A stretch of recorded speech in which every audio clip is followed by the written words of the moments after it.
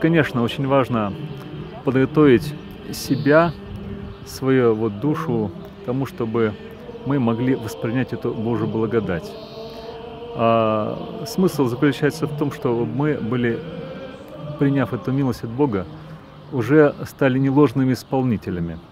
Ведь, посещая эти места, святыни, человек укрепляется духом, возможно, и телом, и уже, если умолит Бога, то получает, опять же, горение к делу заповеди Божией.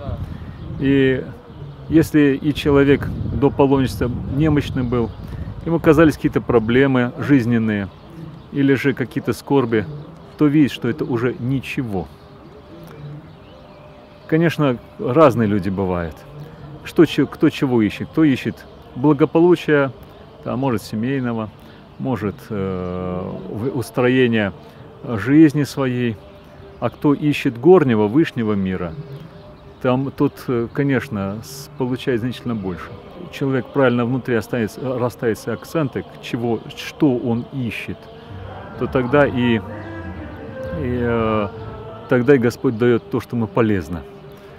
Так вот, если человек проводит на полночь в тишине, внутренней молитве, в покаянии, то и он становится более тем сосудом, который способен принять эту благодать Божию.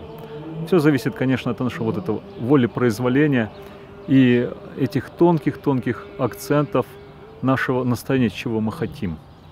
Если что-то ложное в нас, то оно, как бы это наполнение внутреннего сосуда духовного, мешает вместить и милость Божию.